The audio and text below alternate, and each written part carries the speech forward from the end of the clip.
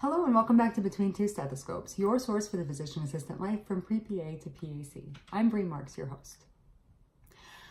For those of us entering into medical education, we know it's going to take a drastic hit on our social life. We know that things are going to be different and our focus is going to be elsewhere. Something that we don't talk about that much is how that affects our loved ones. So here today to help talk about what it's like on the other side of that is my brother, James Phillips.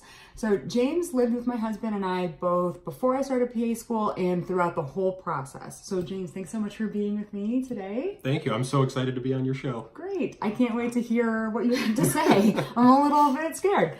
So James, let's jump right in. What was life like in our house before I started PA school? So yeah, when I first moved in with you and your husband Bob, you were taking your pre-reqs, you were working full time, and even with that amount of work on your plate, you still had a lot of time to, cook elaborate dinners, or, we'd all cook elaborate dinners together, or we'd With go many out. pots that we had to wash after. Many pots, which I feel like I always had to clean.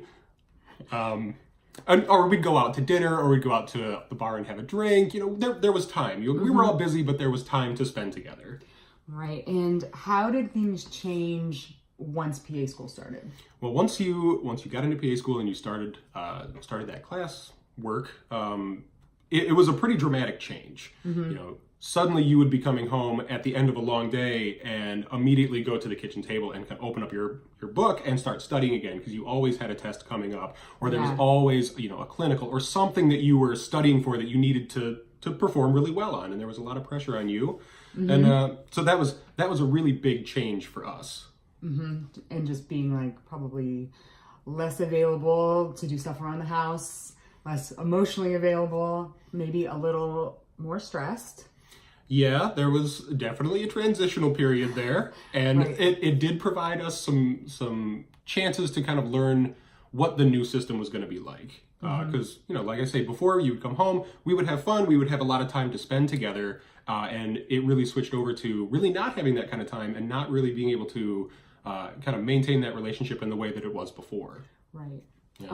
And also something that you and I have talked about since then is when you start PA school, pretty much the only people that really know what you're going through are your classmates, or medical school, nursing school, anything like that. So you tend to get very close with them. And then for people that have been in your life for a long time and all of a sudden you have this whole new group of friends, it can be a big adjustment. Especially, why don't you share some of your experiences coming out with a big group of my PA school friends? Sure. So most of the time, everyone's heads down in their coursework, working on whatever test is coming up, and then every once in a while, you do have to blow off some steam. There will be a big group of people going out to the bar, and obviously Bree would want to spend that time with Bob and I as well, and so we'd get invited, and pretty much every time, all of the PA students would just kind of swarm together and talk about PA school and medical related things. And, Bob and I we're not medical professionals. And so we were on the periphery and we could kind of nod our head and maybe laugh at appropriate moments, but we really didn't know what was going on. And it did make us feel a little bit excluded. Right. And what do you think that in hindsight we could have done differently? Well, I think it's important that both for the loved ones in your life and also for your mental health is to just take that step back from the medical field.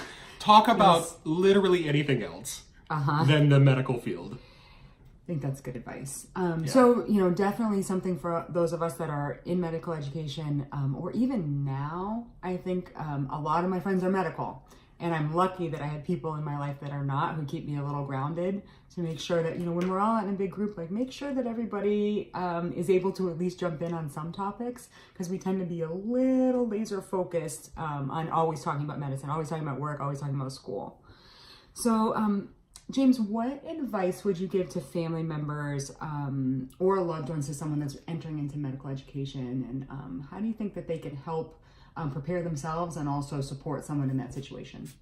So yeah, for the family member or the loved one in the person's life who's going into PA school, it's your responsibility to put in the work to maintain that relationship, because all relationships are work, and the medical professional in that moment has to focus all of their attention on their schoolwork.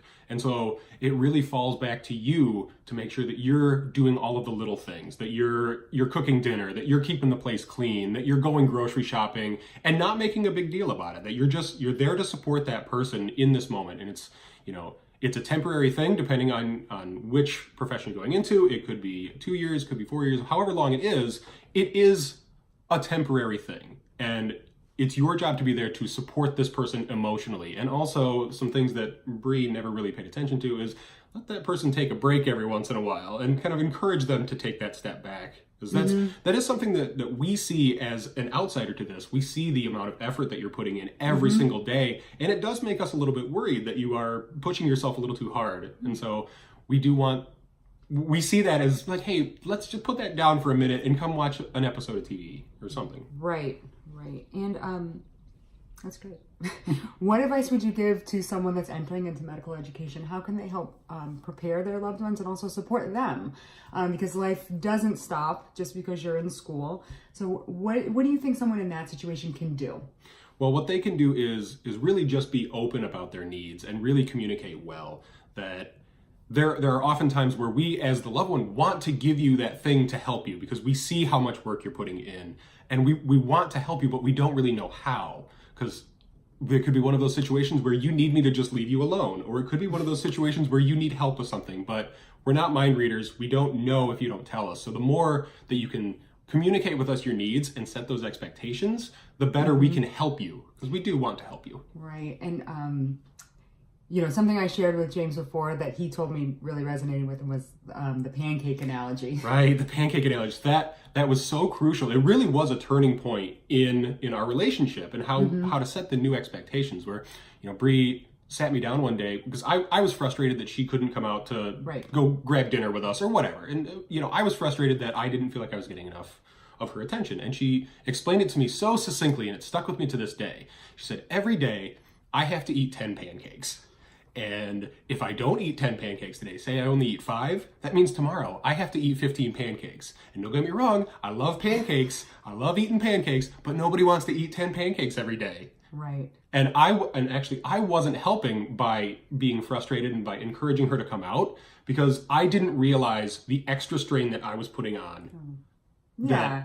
That tomorrow, if you cut out early today, you're going to have to work twice as hard tomorrow. And it helped me to understand what she's going through. And, another piece that I want to add too is just advice to someone who is a loved one that has a family member in medical education is please speak up too. Because, we know our attention is divided.